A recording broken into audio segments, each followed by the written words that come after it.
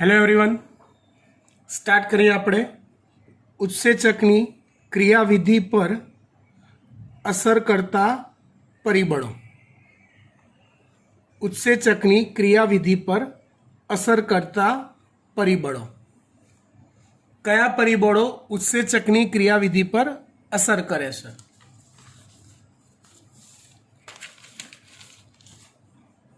જો ઉત્સેચક મૂળભૂત રીતે પ્રોટીનના બનેલા છે.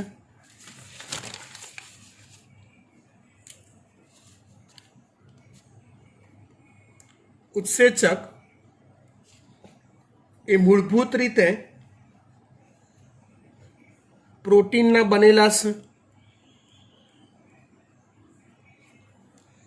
હવે મૂળભૂત રીતે પ્રોટીનના બનેલા હોય એટલે એ પ્રોટીનની જે તૃતીયક રચના છે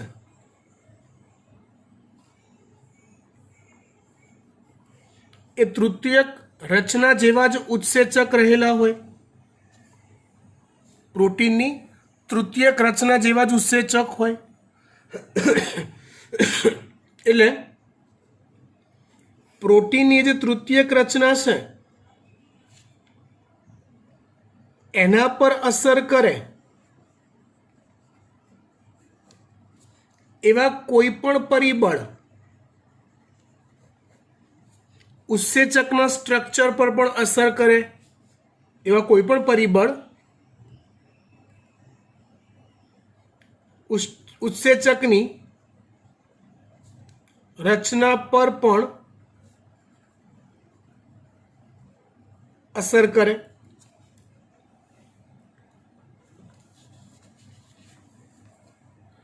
મતલબ ઉત્સેચકનું જે મૂળભૂત સ્વરૂપ છે એ સ્વરૂપ જળવાઈ રહે ત્યાં સુધી ઉત્સેચક કામ કરે.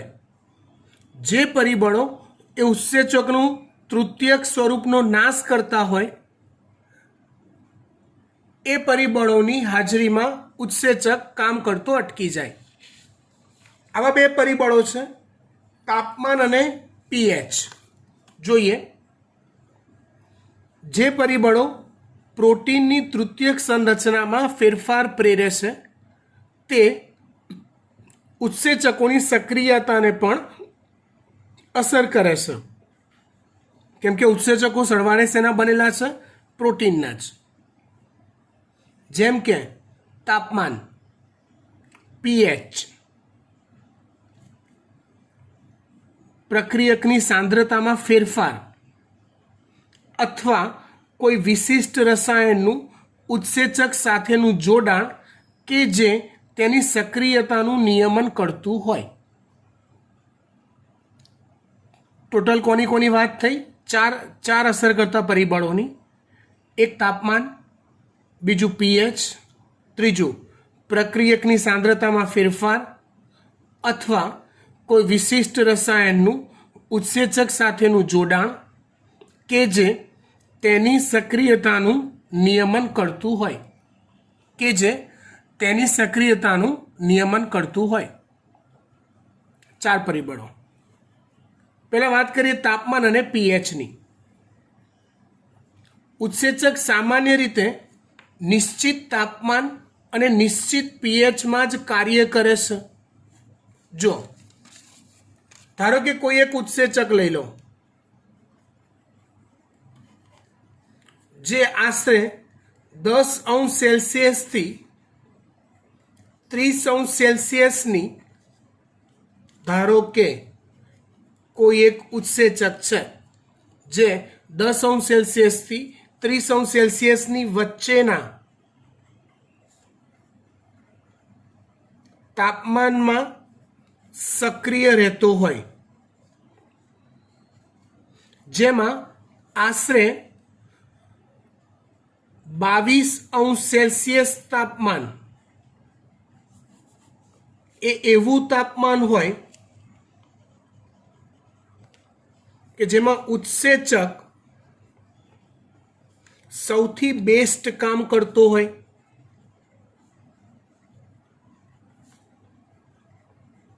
મતલબ 22°C થી તાપમાન વધે, 22 થી તાપમાન વધે 23 થાય, 24 થાય, 25 થાય તો ઉત્સેચક કામ તો કરે જ, પણ બેસ્ટ ક્વોલિટીનું ના કરે, કામ કરે. 22થી તાપમાન ઘટે, 20, 18, 16, 14, 13 કામ કરે, પણ 22એ જે કામ કરે એ સૌથી મેક્સિમમ કામ કરતો હોય. તો એ 22°C તાપમાન જે થયું ને એ ઉત્સેચક માટેનું ઇષ્ટમાન તાપમાન કહેવાય. મતલબ કે કામ કરવા માટેનું બેસ્ટ તાપમાન કહેવાય. કયું? જે તાપમાને ઉત્સેચક સૌથી ટોપમાં ટોપ ક્વોલિટીનું કામ કરતો હોય. ખબર પડી? હવે ઉત્સેચક આટલાથી આટલા તાપમાનની વચ્ચે ઓન એવરેજ કામ કરતો હોય છે. જો તાપમાન વધે,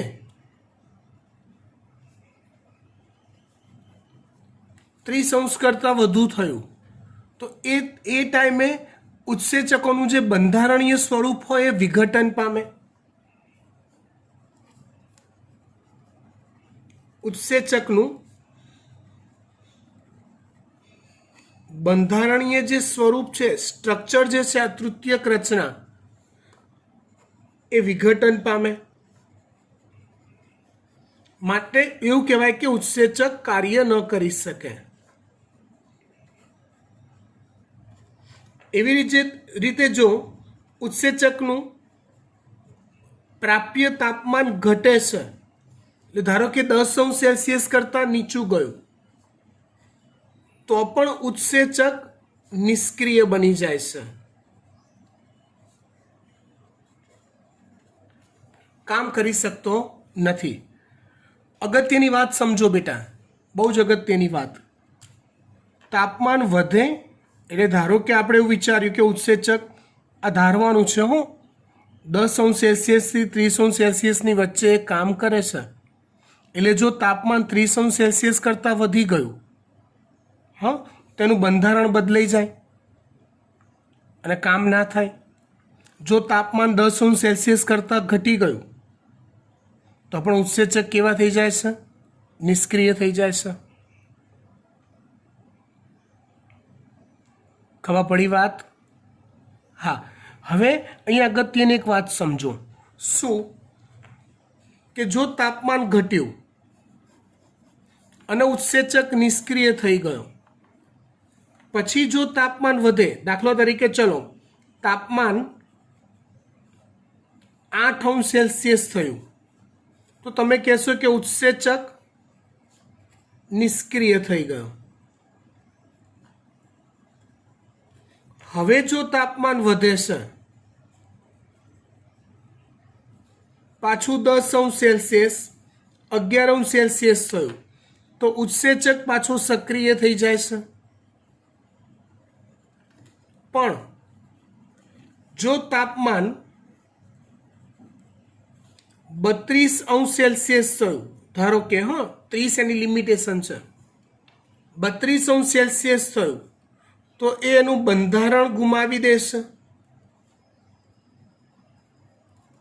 અને જો એનું બંધારણ ગુમાવી દે, પછી ધારો કે તાપમાન ઘટીને 28°C થયું, તો એ પાછું બંધારણ પાછું મેળવી શકતું નથી. એકડેકથી નવો ઉત્સેચક જ્યારે કોષમાં સર્જાય ત્યારે પાછું કામ ચાલુ થાય. ફરી એકવાર સમજવા ટ્રાય કરો. ઉત્સેચક એક નિશ્ચિત તાપમાનની રેન્જની અંદર કામ કરે છે.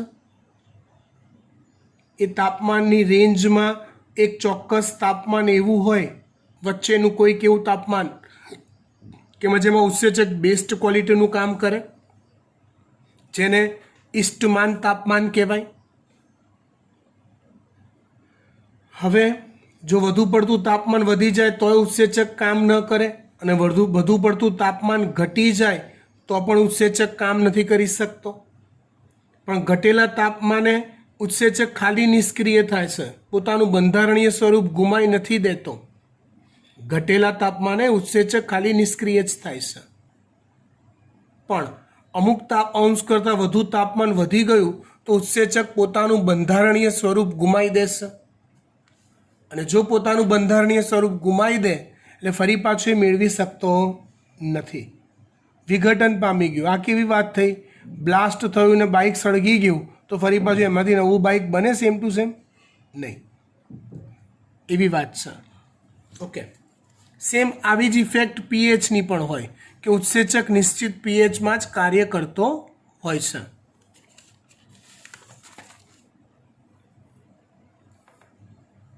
જો ઉત્સેચક સામાન્ય રીતે નિશ્ચિત તાપમાન અને નિશ્ચિત પીએચમાં જ કાર્ય કરે છે. દરેક ઉત્સેચકની મહત્તમ ક્રિયાશીલતા એક ચોક્કસ તાપમાન અને ચોક્કસ પીએચના આધારે થાય છે. જ્યારે મેક્સિમમ એ ક્રિએટિવ હોય, જેને ક્રમશઃ ઇષ્ટમાન તાપમાન, જે ચોક્કસ તાપમાને ઉત્સેચક બેસ્ટ કામ કરે એને ઇષ્ટમાન તાપમાન કહેવાય. જે ચોક્કસ પીએચે ઉત્સેચક બેસ્ટ કામ કરે જેને ઇષ્ટમાન પીએચ કહેવાય છે. આ ઇષ્ટમાન માપથી ઉપર કે નીચે ઉત્સેચકોની ક્રિયાશીલતામાં ઘટાડો થાય છે. નીચું તાપમાન ઉત્સેચકની ક્રિયાશીલતા નિષ્ક્રિય કરી દેશે, જ્યારે ઊંચું તાપમાન ઉત્સેચકની ક્રિયાશીલતાને નષ્ટ કરી દેશે. નિષ્ક્રિય કરવું જે પાછું સક્રિય થાય, પણ નષ્ટ કરી દો તો ફરી પાછું બનતું નથી. એ સેન્સમાં શબ્દ છે નષ્ટ. કારણ કે ગરમીથી પ્રોટીન વિનૈસર્ગીકરણ પામે છે. વિનૈસર્ગીકરણ પામવું એટલે વિઘટન પામવું. આ ચાર્ટ સમજો. ધારો કે અહીંયા પીએચમાં એક ચોક્કસ પીએચ, નિયત પીએચ એવી હોય કે જેમાં ઉત્સેચક બેસ્ટ કામ કરતો હોય. નિયત પીએચ એવી હોય કે જેમાં ઉત્સેચક બેસ્ટ કામ કરતો હોય. સમજો. તો એ પીએચથી જો પીએચ ઘટે, એ પીએચથી જો પીએચ વધે તો એની કાર્યશીલતા ઘટતી જાય. સેમ વે તાપમાનમાં એક નિશ્ચિત તાપમાને ઉત્સેચક બેસ્ટ કામ કરે, તાપમાન એના કરતાં ઘટે તો પણ ઉત્સેચકોનો વેગ, પ્રક્રિયાનો વેગ ઘટે. તાપમાન એના કરતાં વધે તો ઉત્સેચકોનો પ્રક્રિયા વેગ ઘટે. સમજી ગયા? બે પરિબળની વાત કરી, તાપમાન અને પીએચ. આગળ વાત કરીએ હવે.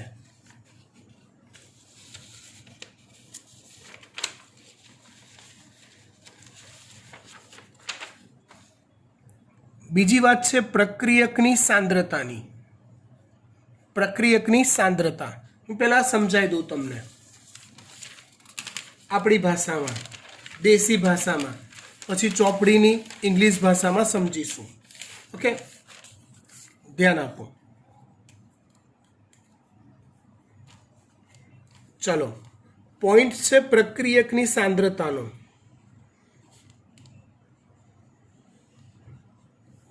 પોઈન્ટ છે પ્રક્રિયકની સાંદ્રતાનો, એટલે કે પ્રક્રિયકની માત્રા કે જથ્થાનો. તમને ખબર હોય તો આપણે આગળ લાસ્ટ લેક્ચરમાં જોયું હતું કે ભાઈ પ્રક્રિયાર્થી એસ અને ઉત્સેચક ઈ એ જોડાઈને ઈએસ બનાવે, ઉત્સેચક પ્રક્રિયાર્થી સંકુલ ઈએસ બનાવે. ખ્યાલ આવે છે ને વાત?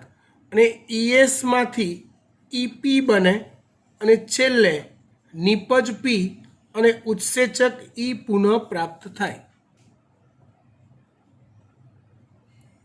ખબર પડી વાત? વાત આપણે એ કરવી છે પ્રક્રિયકની સાંદ્રતાનો ઉત્સેચકીય પ્રક્રિયા પર શી અસર થાય. બહુ જ દેશી ભાષામાં સમજાવું. એવું ધારો કે હાલ આપણી પાસે 100 ઉત્સેચકના અણુ અવેલેબલ છે. હાલ આપણી પાસે 100 ઉત્સેચકના અણુ અવેલેબલ છે એવું ધારી લો, અને 10 અણુ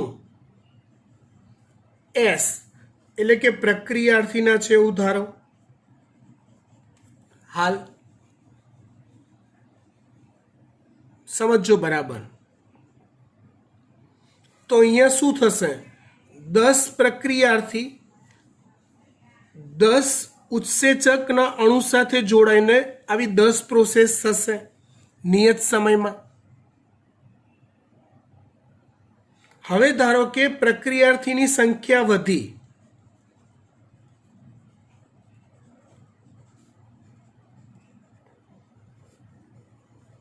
મતલબ કે સાંદ્રતા વધી, 10 ની 20 થઈ. તો ઓબ્વિયસલી 20 પ્રક્રિયાર્થીના અણુઓ 20 ઉત્સેચકના અણુઓ સાથે જોડાશે, એટલે નિયત સમયમાં થતી પ્રક્રિયાનો વેગ વધી જશે. પ્રક્રિયકની સાંદ્રતા 20 ની 30 થઈ, 50 થઈ, 80 થઈ. તો જેમ જેમ પ્રક્રિયકની સાંદ્રતા વધતી જશે ને તેમ તેમ દરેક તબક્કે પ્રક્રિયા વેગ વધશે જ. દરેક વાર પ્રક્રિયા વેગ વધશે. પણ ધારો કે આંકડો 100 પહોંચી ગયો, 80 થી 100, તોય પ્રક્રિયા વેગ વધવાનો. ધારો કે 120 પહોંચી ગયો, પ્રક્રિયકની સાંદ્રતા વધીને 120 થઈ ગઈ. પણ ઉત્સેચકના કેટલા અણુ અવેલેબલ છે આપણી પાસે? 100 જ. કેટલા? 100 જ. તો અહીંયા ભલે આંકડો 120 થયો, આંકડો 120 થયો, પણ હવે પ્રક્રિયાનો વેગ વધશે નહીં. ખબર પડી કે ભાઈ બસ માધ્યમમાં જેટલા ઉત્સેચકના અણુ હતા એ બધા પ્રક્રિયક સાથે જોડાઈ ગયા છે બેટા. નવો ઉત્સેચકનો અણુ ફ્રી જ નથી, એટલે તું ગમે તેટલા પ્રક્રિયાથી માધ્યમમાં ઉમેર કરીશ, પ્રક્રિયા પર કોઈ અસર નહીં થાય. કેમ? કેમ કે ઉત્સેચકનો ફ્રી અણુ છે જ નહીં. એટલે કહેવાનો ભાવાર્થ, પ્રક્રિયાર્થીની સાંદ્રતા જેમ જેમ વધે તેમ તેમ પ્રક્રિયાનો વેગ વધે. 10 પ્રક્રિયાર્થી હતા એની જગ્યાએ 20 થયા, 20માંથી 30 થયા, પ્રક્રિયકની સાંદ્રતા વધી, તેમ તેમ ઉત્સેચકીય પ્રક્રિયાનો વેગ વધશે જ. પણ જેટલા ઉત્સેચકના અણુ અવેલેબલ હશે એની પેરેલલ જો વધતું હશે તો જ વેગ વધશે. ઉત્સેચકના અણુઓ બધા પ્રક્રિયક સાથે જોડાઈ ગયા, એક પણ ઉત્સેચક હવે ફ્રી હાજર નથી, તો એવા સંજોગોમાં હવે પ્રક્રિયા વેગ ઘટશે.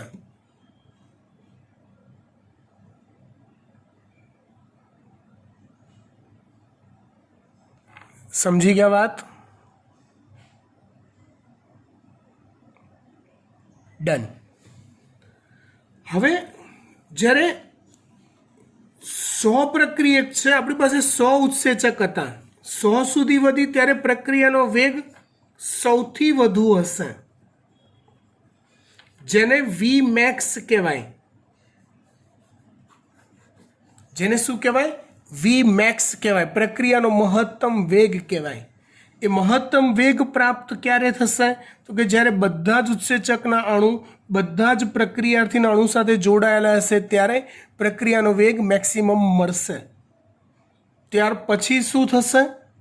ત્યાર પછી પ્રક્રિયાની માત્રા વધ્યા કરશે, પણ ઉત્સેચક ફ્રી નથી, તો વેગમાં કોઈ વધારો થશે નહીં.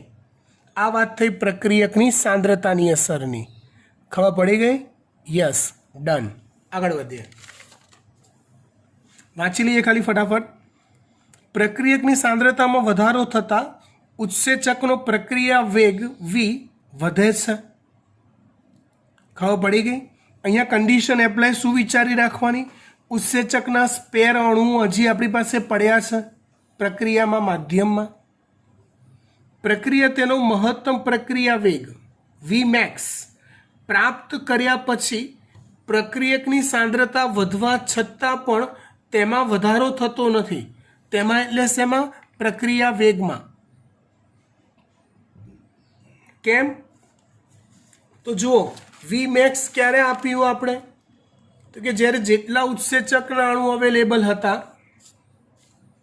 જેટલા ઉત્સેચકના અણુ અવેલેબલ હતા એટલે સુધી પ્રક્રિયકની સાંદ્રતા વધી, ત્યારે મહત્તમ પ્રક્રિયા વેગ મળી ગયો. મતલબ બધા ઉત્સેચકો બિઝી થઈ ગયા. એટલે હવે પછી જો સંખ્યા વધે છે પ્રક્રિયકની તો પ્રક્રિયાના વેગમાં વધારો થશે નહીં. આવું એટલા માટે થાય છે કે ઉત્સેચકના અણુઓની સંખ્યા પ્રક્રિયકના અણુઓની સંખ્યા કરતાં ઓછી હોય છે. મતલબ આ વાત, ટોટલ ઉત્સેચકના અણુ 100 છે, પ્રક્રિયક હવે 120 થઈ ગયા, તો ઉત્સેચકના અણુઓની સંખ્યા પ્રક્રિયકની સંખ્યા કરતાં કેવી થઈ ગઈ? ઘટી ગઈ. ખબર પડી વાત? અને માટે શું થયું? જ્યાં સુધી ઉત્સેચકની સંખ્યા વધારે હતી પ્રક્રિયક કરતાં, ત્યારે પ્રક્રિયકની સાંદ્રતા વધતી હતી તેમ વેગ વધતો હતો.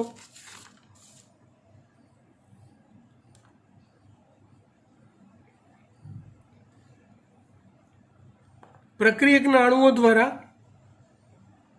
ઉત્સેચક સંતૃપ્ત થયા પછી ઉત્સેચકનો કોઈ પણ અણુ પ્રક્રિયકના વધારાના અણુ સાથે જોડાવા માટે મુક્ત રહેતો નથી. એ જ પ્રક્રિયાને ચાર્ટ સ્વરૂપે દર્શાવીએ. એકવાર વી મેક્સ પ્રાપ્ત થઈ જાય, જો આ પ્રક્રિયાનો વેગ છે એ વધતો જાય છે, પણ મેક્સિમમ જ્યારે મેળવાઈ ગયું પછી એ સ્થિર થઈ જાય છે. પછી ગમે તેટલા પ્રક્રિયક વધે વેગ વધતો નથી. એનું અડધું જે માપન હોય એને વી મેક્સ બાય 2 કહેવાય છે, જેને અર્ધ મહત્તમ પ્રક્રિયા વેગ કહેવાય. શું કહેવાય? અર્ધ મહત્તમ પ્રક્રિયા વેગ કહેવાય. અને વી મેક્સ એટલે મહત્તમ પ્રક્રિયા વેગ કહેવાય. ઓકે, ચાલો ટોટલ 3 પરિબળોની અસર આપણે જોઈ. એક તાપમાન, બીજી પીએચ, ત્રીજી પ્રક્રિયકની સાંદ્રતા, અને ચોથું પરિબળ છે અવરોધકની અસર. ચોથું પરિબળ છે અવરોધકની અસર. એ પહેલા આપણે આપણી ભાષામાં સમજી લઈએ, પછી ચોપડીની ભાષામાં જઈશું. જો ધારો કે આ કોઈ ત્રિપરિમાણ સ્વરૂપ ઉત્સેચક છે. ધારો કે આ કોઈ ત્રિપરિમાણ સ્વરૂપ ઉત્સેચકનો અણુ છે.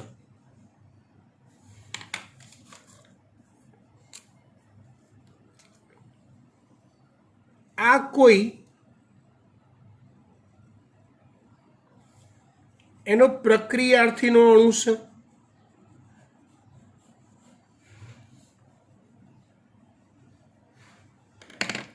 સમજો, હવે પ્રક્રિયાર્થી દરેક ઉત્સેચક એક ચોક્કસ સક્રિય સ્થાન ધરાવે છે.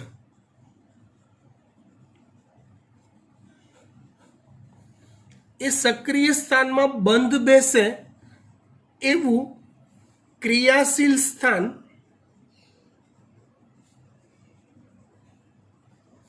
પ્રક્રિયાર્થી ધરાવે છે.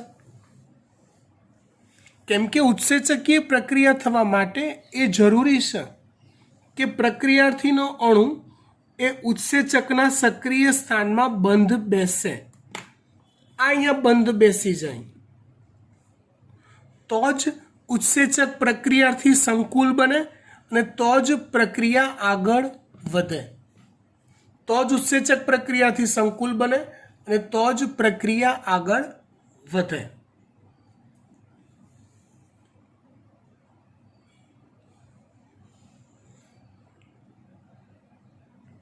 હવે સમજો,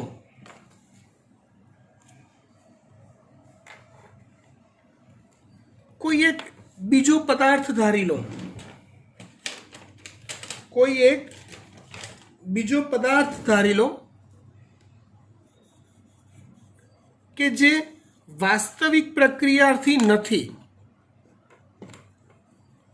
કોઈ અન્ય પદાર્થ છે.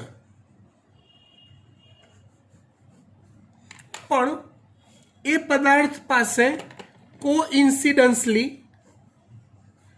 એવું સ્થાન છે કે જે સ્થાન ઉત્સેચકના સક્રિય સ્થાનમાં બંધ બેસી શકે એવું છે.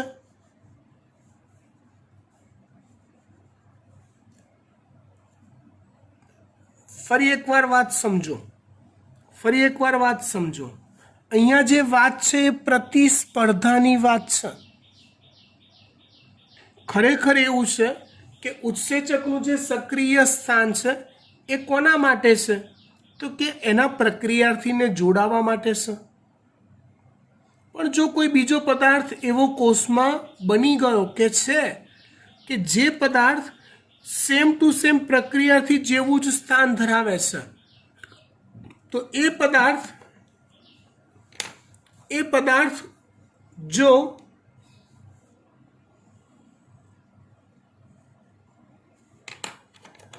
ઉત્સેચક સાથે જોડાઈ ગયો તો આ એક એવું કજોડું તૈયાર થયું કે જે કોઈ કામનું નથી અને પ્રક્રિયાર્થી એ નવરો થઈ ગયો કે આ ચોંટી ગયો મારી જગ્યાએ, ખરેખર મારે બેસવાનું હતું આ જગ્યાએ અને આ પાર્ટી જઈને બેસી ગઈ. મારે હવે તમને સમજાવવાની જરૂર નથી. આવો જે અન્ય પદાર્થ હોય ને કે જે પ્રક્રિયાથી જેવું જોડાણ સ્થાન ધરાવતો હોય એ અન્ય પદાર્થને શું કહેવાય છે? અવરોધક કહેવાય છે. કે જે ઉત્સેચકીય પ્રક્રિયામાં અવરોધન પેદા કરે છે. સિમ્પલ કે ધારો કે પ્રક્રિયામાં 100 ઉત્સેચકના અણુ છે.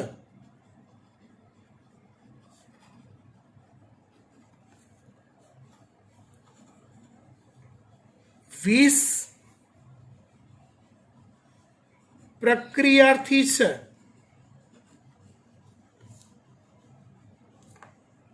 અને 120 આવા અવરોધક અણુઓ છે. આવા નિયમ પ્રમાણે શું થવું જોઈએ? ઉત્સેચકના 20 અણુઓ સાથે 20 પ્રક્રિયાથી જોડાઈ જવા જોઈએ, કામ પૂરું કરવું પડે. પણ અહીંયા આ અણુ સ્પર્ધા કરશે અહીંયા જોડાવા માટે અને જેટલા ઉત્સેચકના અણુ આની સાથે જોડાયેલા હશે એટલો પ્રક્રિયા વેગ ઘટશે, એટલા ઉત્સેચકો ફ્રી નહીં રહે. ખબર પડી ગઈ? ડન. વાત કરીએ અવરોધકની અસર. કોઈ પણ ઉત્સેચકની ક્રિયાશીલતા વિશિષ્ટ રસાયણોની કે જે ઉત્સેચક સાથે જોડાય છે તેની હાજરીમાં સંવેદનશીલ હોય છે. ફરીવાર, કોઈ પણ ઉત્સેચકની ક્રિયાશીલતા વિશિષ્ટ રસાયણો, એવા રસાયણો કે જે ઉત્સેચકના સક્રિય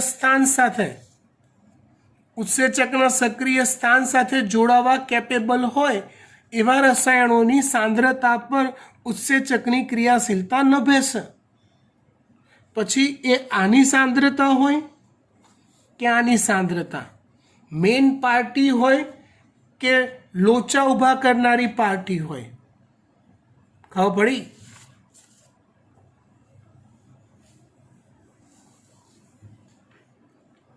જ્યારે કોઈ રસાયણ ઉત્સેચક સાથે જોડાય અને તેની પ્રક્રિયાને અટકાવી દે તો તેને અવરોધન કે તે રસાયણને અવરોધક કહે છે. જે પાર્ટી હકીકતમાં પ્રક્રિયક નથી એવું રસાયણ જો ઉત્સેચક સાથે જોડાય તો એ ઘટનાને અવરોધન કહેવાય અને રસાયણને અવરોધક કહે છે. જ્યારે અવરોધકની તેની આણ્વિક સંરચનામાં પ્રક્રિયાર્થી સાથે સમાનતા ધરાવે છે અને ઉત્સેચકની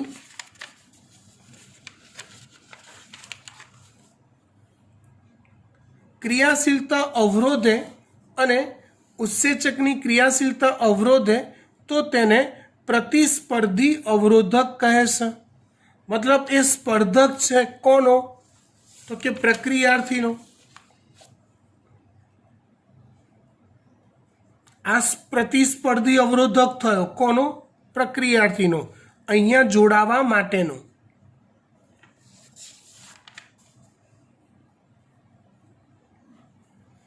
અવરોધકની પ્રક્રિયાર્થી સાથે ગાઢ સંરચનાત્મક સમાનતાના ફળ સ્વરૂપે આ પ્રક્રિયાર્થી દ્વારા ઉત્સેચકના પ્રક્રિયાર્થી જોડાણ સ્થાન સાથે જોડાઈને પ્રતિસ્પર્ધા કરે છે. બોલો, આવું ડેન્જર વાક્ય જો તમે પહેલી વાર વાંચ્યું હોય તો ગાડા થઈ જાઓ, મારી ગેરંટી. 15 વાર વાંચો તો ખબર ના પડે શું કહેવા માગે છે. હું ફરી વાર વાંચું. અવરોધકની પ્રક્રિયાર્થી સાથે ગાઢ સંરચનાત્મક સમાનતા, મતલબ અવરોધકની રચના અને પ્રક્રિયાર્થીની રચનામાં જોવા મળતી ગાઢ સમાનતા કેવી? તો કે ઉત્સેચક સાથે જોડાવા માટેની સમાનતાના ફળ સ્વરૂપે, એટલે સમાનતાના લીધે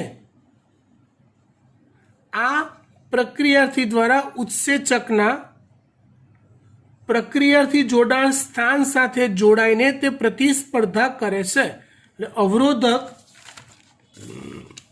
અવરોધક આની સાથે જોડાઈને અહીંયા જોડાઈને પ્રતિસ્પર્ધા કરે છે. ખબર પડી ગઈ વાત?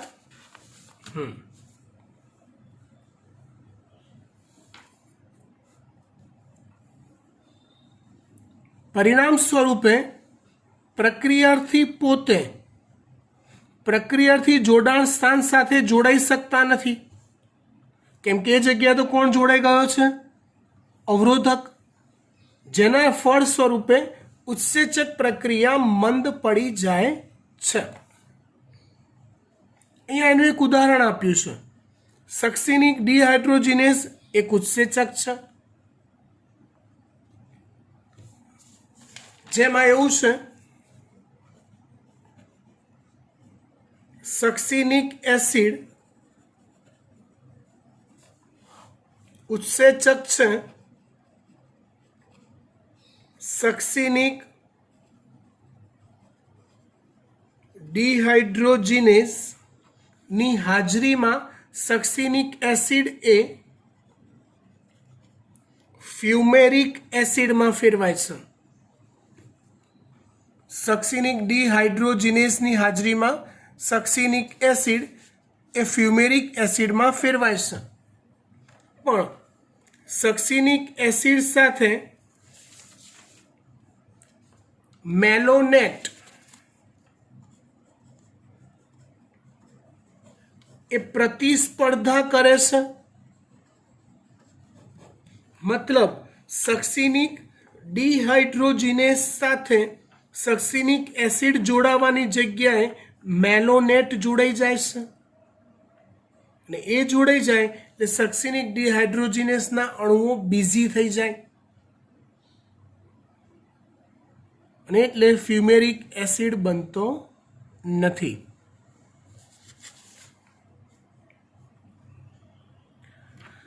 ચલો, આવા પ્રતિસ્પર્ધી અવરોધકોનો ઉપયોગ બેક્ટેરિયલ રોગકારકોને નિયંત્રણ કરવા માટે થાય છે.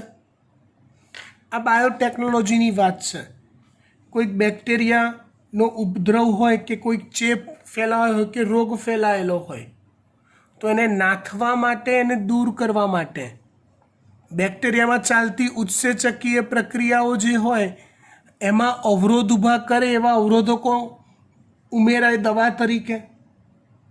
એટલે ઓબ્વિયસલી બેક્ટેરિયામાં ચાલતી ચયાપચયની ક્રિયાઓ મંદ પડી જાય, અટકી જાય, બેક્ટેરિયા મૃત્યુ પામે. ક્લિયર વાત? ડન. ત્યાર પછી વાત કરીએ છીએ આપણે ઉત્સેચકોનું નામકરણ અને વર્ગીકરણ. કોની વાત કરીએ? ઉત્સેચકોનું નામકરણ અને વર્ગીકરણની.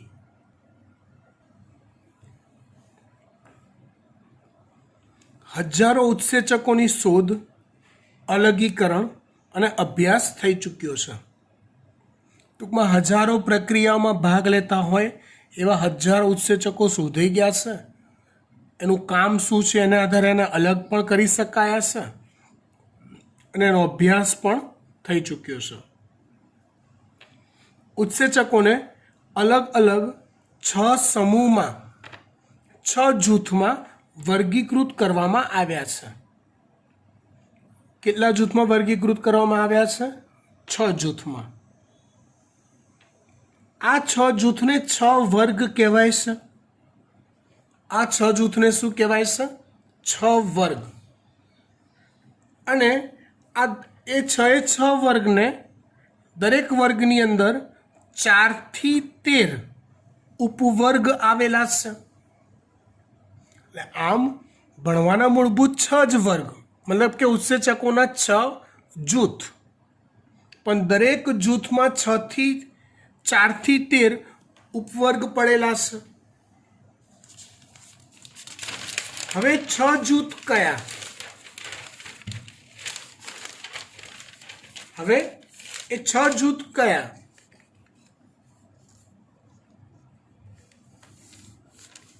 તો એ 6 જૂથ છે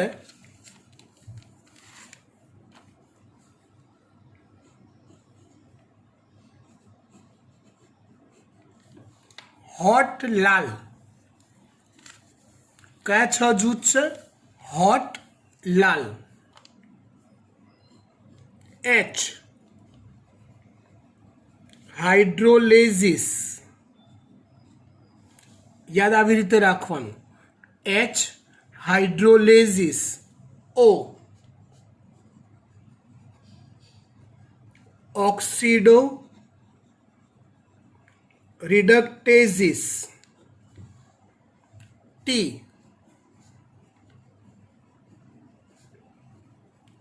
ટ્રાન્સફરેઝિસ. H હાઇડ્રોલેઝિસ. O ઓક્સિડો રિડક્ટેઝિસ. T ટ્રાન્સફરેઝિસ. L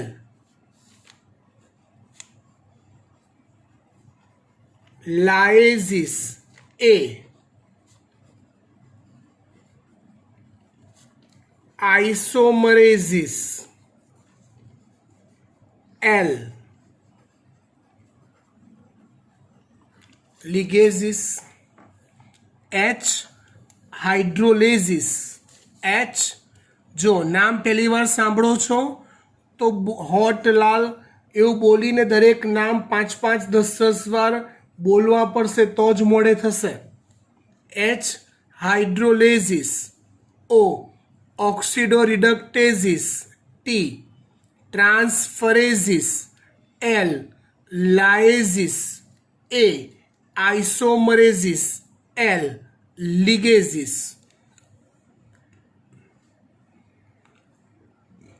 જો કોઈ એક ઉત્સેચક હોય ને એની પાછળ શરૂઆતમાં ઇન પ્રત્યય લાગતો હતો. શરૂઆતમાં જેમ કે તમે આગળ પાચન માર્ગમાં ભણશો પેપ્સિન, ટ્રિપ્સિન, આવા. પછીથી ઉત્સેચકના નામની પાછળ એઝ પ્રત્યય લગાડવામાં આવે છે. દાખલા તરીકે હું એમ કહું હાઇડ્રોલેઝ, માલ્ટેઝ, લેક્ટેઝ, આ રીતે. તો આ તો સિંગલ એક ઉત્સેચક છે. સિંગલ. પણ અહીંયા બહુવચન છે, પ્યુરલ છે. સિંગ્યુલર પ્યુરલ બહુવચન.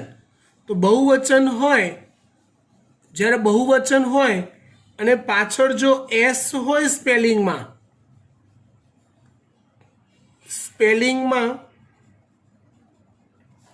જો એસ હોય તો પ્યુરલ હોય તો શું લાગે?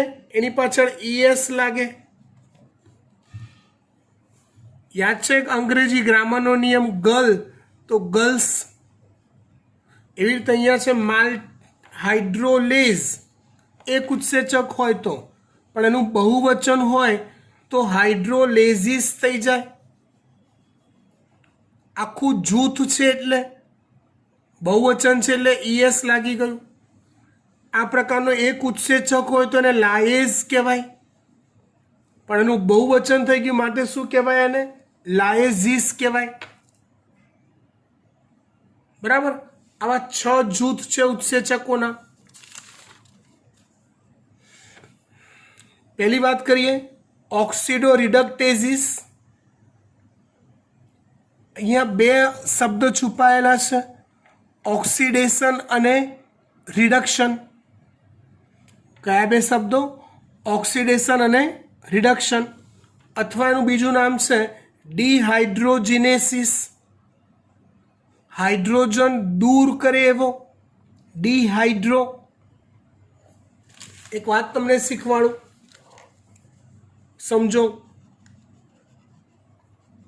ઓક્સિડેશન એટલે શું? તો કે કોઈ પણ સંયોજનમાં ઇલેક્ટ્રોન દૂર થાય કે હાઇડ્રોજન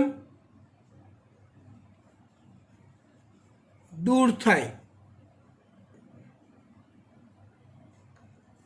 તો એને ઓક્સિડેશન કહેવાય. રિડક્શન તો કે ઇલેક્ટ્રોન અને હાઇડ્રોજન ઉમેરાય તો એને રિડક્શન કહેવાય. ઇલેક્ટ્રોન દૂર થાય, હાઇડ્રોજન દૂર થાય તો ઓક્સિડેશન, અને બંને ઉમેરાય તો રિડક્શન. હવે આ બંને પ્રક્રિયાઓ અરસપરસ ચાલતી હોય છે. આ બંને પ્રક્રિયાઓ અરસપરસ ચાલતી હોય છે. કેવી રીતે? તો આ રીતે સમજો. ચોપડીમાં ઉદાહરણ આપ્યું છે. ઉત્સેચક કે જે 2 પ્રક્રિયકો, એસ એક પ્રક્રિયક છે, એસ ડેશ એ બીજો પ્રક્રિયક છે, વચ્ચે ઓક્સિડેશન અને રિડક્શનની પ્રક્રિયા પ્રેરે તો એને ઓક્સિડો રિડક્ટેઝિસ કહેવાય. એસ એ રિડ્યુસ થયેલો હોય, એસ ડેશ એ ઓક્સિડાઇઝડ હોય, એસ એ રિડ્યુસ થયેલો હોય, એસ ડેશ એ ઓક્સિડાઇઝડ હોય. તો એમાંથી એસ એ ઓક્સિડાઇઝ થઈ જાય અને એસ ડેશ એ રિડ્યુસ થઈ જાય. એસ ડેશ એ રિડ્યુસ થઈ જાય. મતલબ આનો અર્થ એવો સમજવાનો કે આની અંદરથી હાઇડ્રોજન અને ઇલેક્ટ્રોન આની અંદર આવી જાય. એટલે આ હાઇડ્રોજન અને ઇલેક્ટ્રોન ગુમાવે એટલે આનું ઓક્સિડેશન થઈ ગયું, અને આ હાઇડ્રોજન અને ઇલેક્ટ્રોન મેળવે એટલે આનું રિડક્શન થઈ ગયું. એટલે અરસપરસ કોઈકનું ઓક્સિડેશન તો બાજુમાં રહેલા કોઈકનું રિડક્શન કરે એવા સમૂહને કહેવાય ઓક્સિડો રિડક્ટેઝિસ. ખબર પડી વાત? યસ.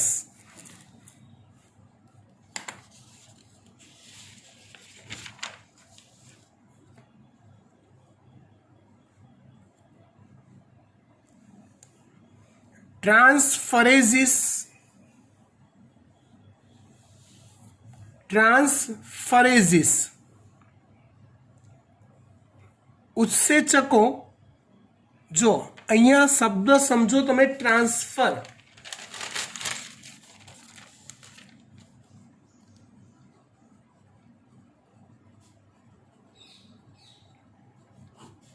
શબ્દ સમજો તમે, ટ્રાન્સફર. ટ્રાન્સફર એટલે શું? તો કે સ્થળાંતર, કોઈ એક સંયોજન છે એક્સ સંયોજન, એની પાસે કોઈ એક ક્રિયાશીલ સમૂહ જોડાયેલો છે. અહીંયા એવું ધારી લો હાઇડ્રોજન સિવાયનો ફોસ્ફેટ છે, સલ્ફેટ છે, કોઈ પણ ક્રિયાશીલ સમૂહ, આલ્ડીહાઇડ છે, કીટોન છે, કોઈ પણ. આ વાય છે, ધારો કે આ વાય સંયોજન છે, તો આ ક્રિયાશીલ સમૂહ એક્સ પરથી સ્થળાંતરિત થઈ વાય સાથે જોડાઈ જાય. એક ક્રિયાશીલ સમૂહ, અહીંયા કન્ડિશન એપ્લાય, હાઇડ્રોજન નહીં, એ સિવાયનો કોઈ પણ એક ક્રિયાશીલ સમૂહ કે જે એક્સ કોઈ એક સંયોજન સાથે જોડાયેલો હોય તો એનું સ્થળાંતરણ થઈ બીજા સંયોજન સાથે એ સમૂહ જોડાઈ જાય છે, તો આને કહેવાય ટ્રાન્સફરની ક્રિયાશીલ સમૂહની. આવું કામમાં જે ઉત્સેચકો મદદમાં આવતા હોય એને ટ્રાન્સફરેઝ કહેવાય, અને એના સમૂહને ટ્રાન્સફરેઝિસ કહેવાય. એના સમૂહને શું કહેવાય? ટ્રાન્સફરેઝિસ.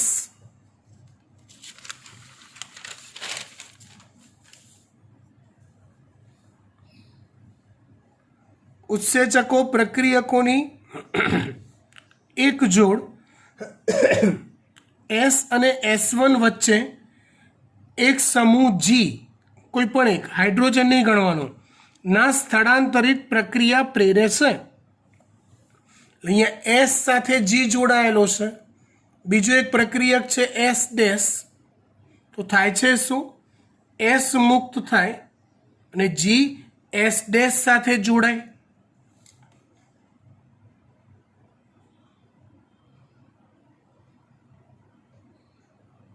સમજી ગયા? એટલે જીનું સ્થળાંતરણ થયું માટે એને કહેવાય ટ્રાન્સફરની ક્રિયા. આવા ઉત્સેચકોના સમૂહને કહેવાય ટ્રાન્સફરેઝિસ. ત્રીજું છે હાઇડ્રોલેઝિસ.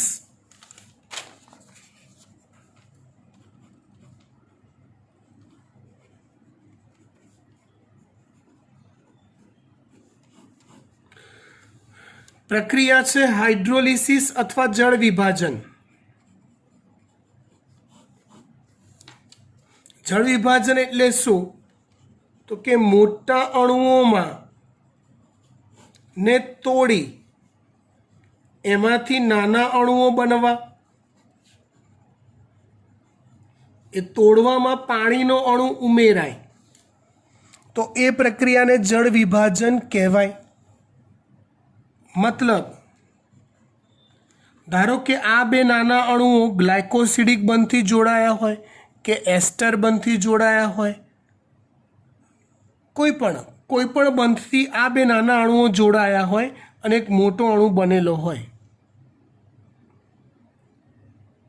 તો એ મોટા અણુમાં પાણીનો અણુ ઉમેરી જળ વિભાજન કરી ફરી પાછા નાના અણુઓ બનાવી આપે એવા ઉત્સેચકોને કહેવાય હાઇડ્રોલેઝ, અને એના સમૂહને કહેવાય હાઇડ્રોલેઝિસ.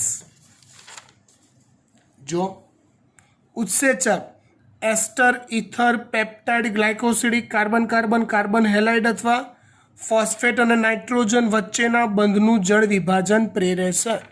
જળ વિભાજન પ્રેરે છે એટલે પાણીનો અણુ ઉમેરી એમાંથી નાના અણુઓ બનાવે છે. આવા બંધોને તોડીને. સમજી ગયા? 3 પ્રકાર થયા: ઓક્સિડો રિડક્ટેઝિસ, ટ્રાન્સફરેઝિસ, હાઇડ્રોલેઝિસ. ચોથો પ્રકાર છે લાએઝિસ. જળ વિભાજન સિવાય, જળ વિભાજન થવું એટલે પાણીનો અણુ ઉમેરાઈ અને મોટા અણુમાંથી નાના અણુઓ બને. જળ વિભાજન એટલે પાણીનો અણુ ઉમેરાઈ મોટા અણુમાંથી નાના અણુઓ બને. લાએઝિસ એટલે જળ વિભાજન સિવાય પ્રક્રિયકોમાંથી સમૂહને દૂર કરવા માટે સંકળાયેલા ઉત્સેચકો છે. જળ વિભાજનની ક્રિયા કરીને બંધ તોડીને समूहने दूर ना करे, जड़ विभाजन सिवाय समूहने दूर करे एवा उत्सेचको छे कोण? लायेज प्रकारना। प्रक्रियाना फल स्वरूपे द्विबंधोनुं निर्माण थाय छे। लाइक जो आ बे कार्बन छे, आनी साथे एक्स जोड़ायेलो छे, आनी साथे वाय जोड़ायेलो छे, तो लायेजिस उत्सेचक थी शुं थाय? एक्स अने वाय छूटा पड़ी बंने एकबीजा साथे जोड़ाई जाय अने आ बे कार्बन कार्बन वच्चे द्विबंध रचाई जाय।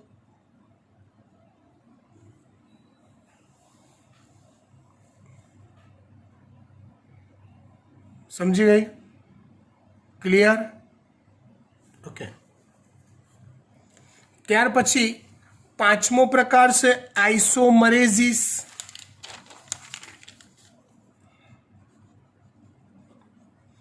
आइसोमर एटले शुं? तो आइसोमर एटले थाय समघटक। समघटक अथवा आइसोमर बंनेनो अर्थ एवो थाय के अणुसूत्र समान अने बंधारणीय सूत्र भिन्न होय एवा अणुओने एकबीजाना आइसोमर कहे छे। जेना अणुसूत्रो समान होय अने बंधारणीय सूत्र भिन्न होय एवा अणुओने एकबीजाना आइसोमर कहे छे। दाखला तरीके हूँ एवुं कहूं तमने, हूँ एवुं कहूं के ग्लूकोज अने गैलेक्टोज आ बंनेना अणुसूत्र सरखा छे। C6H12O6 C6H12O6 पण बंनेना बंधारणमां भिन्नता छे। आमां त्रीजा कार्बन पर HOH ना स्थान बदलाय, आमां तीजा चौथा बंने में बदलाय। मतलब बंधारण जुदा जुदा, अणुओनी संख्या एक समान होय, अणुमां आवेला परमाणुओनी संख्या। तो आमांथी आ आवुं इंटर ट्रांसफर करता होय एवा उत्सेचकोना समूहने आइसोमरेजिस कहेवाय। एवा बधा ज उत्सेचको के जे प्रकाशीय भौमितिक अथवा बंधारणीय समघटकोना आंतर रूपांतरण प्रेरे छे, એટલે કે સમઘટકના સ્વરૂપો બદલે છે, અણુઓની સંખ્યા અણુ સૂત્ર એનું એ જ રહે, બંધારણમાં ફેરફાર કરે। लिगेजिस તે બે રસાયણોને પરસ્પર જોડાણ માટે પ્રેરે છે। બે રસાયણોને પરસ્પર એકબીજા સાથે જોડવા માટે પ્રેરે છે। એ જોડાણમાં કાં તો કાર્બનનો ઓક્સિજન સાથે, કાર્બનનો સલ્ફર સાથે, કાર્બનનો નાઇટ્રોજન સાથે કે ફોસ્ફરસનો ઓક્સિજન સાથે બંધ રચાતો હોય। આવા ઉત્સેચકોના સમૂહને लिगेजिस કહેવાય। આવા એક ઉત્સેચકને लिगेज કહેવાય જે બે અણુઓને એકબીજા સાથે જોડવા પ્રેરતો હોય। બરાબર? આટલે સુધી રાખીએ છીએ। એક થિયરી બાકી રહી જે આવતા લેક્ચરમાં જોઈશું। Bye bye.